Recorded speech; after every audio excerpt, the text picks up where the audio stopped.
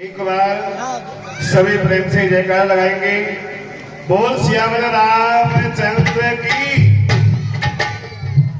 आज की जो लीला है, आज का जो प्रसंग है, वो यहां से होना है कि जिस समय भगवान परशुराम प्रभु श्री राम को अपना पिनाक नाम का धनुष प्रदान करके तपस्या के लिए चले जाते हैं। उधर जब शिव धनुष का खंडन हो चुका है तो टूटत ही धन भयो विवाहु सुर नर मुनि सब भय उछाहु।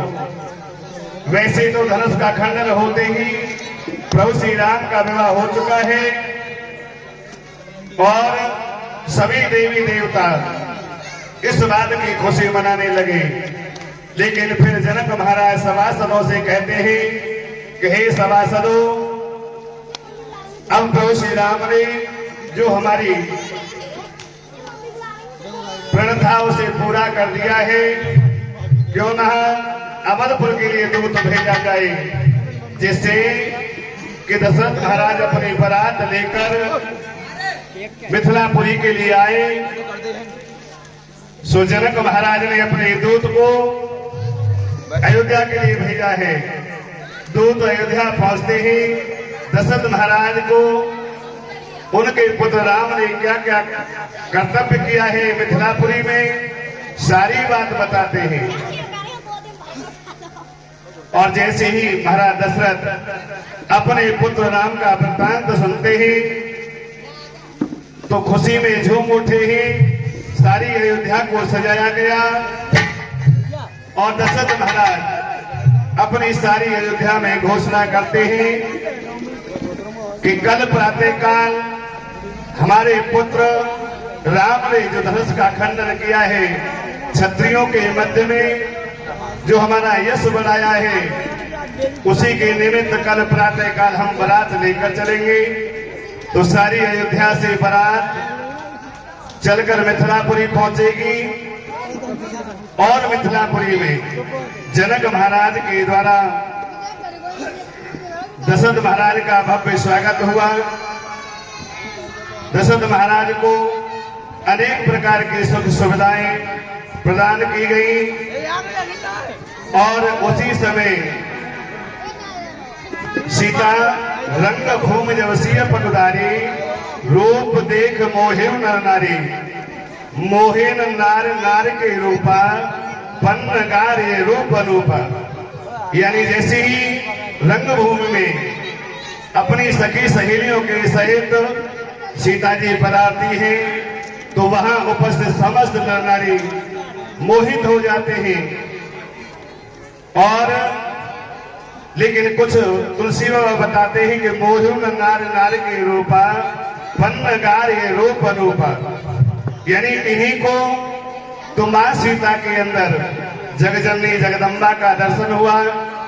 कोई अपनी पुत्री की दृष्टि से देखता है मोहिन नार नार के रूपा, यानी स्त्री भाव में वहां कोई सीता की तरफ देखकर मोहित नहीं हुआ। केवल प्रभु श्री राम और मां जानकी ही इस रूप में देखकर मोहित होते हैं। और सीता के द्वारा प्रभु श्री राम के गले में जयमाला डाली जाई। गावत छवि अवलोक सहेली सिय जयमाल राम उर्मिली। यानी सारी सखियां अनेक प्रकार के गायन गा रही हैं। उसी समय मां सीता ने प्रभु श्री राम के गले में माला को डाला और गुरु विश्वामित्र, वशिष्ठ और सतानंद जी के द्वारा प्रभु श्री राम मां जानकी का विवाह होगा और राम के छोटे भाई अनुज भरत के द्वारा भरत जी के साथ मांडवी का विवाह होगा और लक्ष्मण के साथ उर्मिला का विवाह और शत्रुघ्न के साथ सुतकीर्ति का विवाह होता है। यानी मांडवी, उर्मिला, सुतकीर्ति ये जनक महाराज के जो छोटे भाई को सुध्वज है, ये तीनों उनकी पुत्रियां हैं।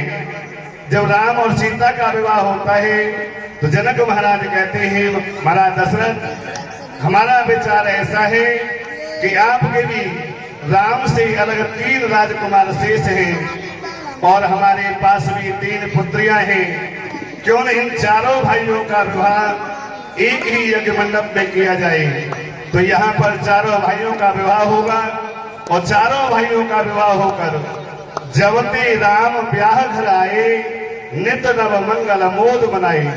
जब से प्रभु श्री राम विवाह करके अयोध्या आते हैं, अयोध्या में नित नए नित प्रतिदिन मंगल कार्य होने लगे। आज की लीला यहाँ तक होनी है। बोल सियावर रामचंद्र की।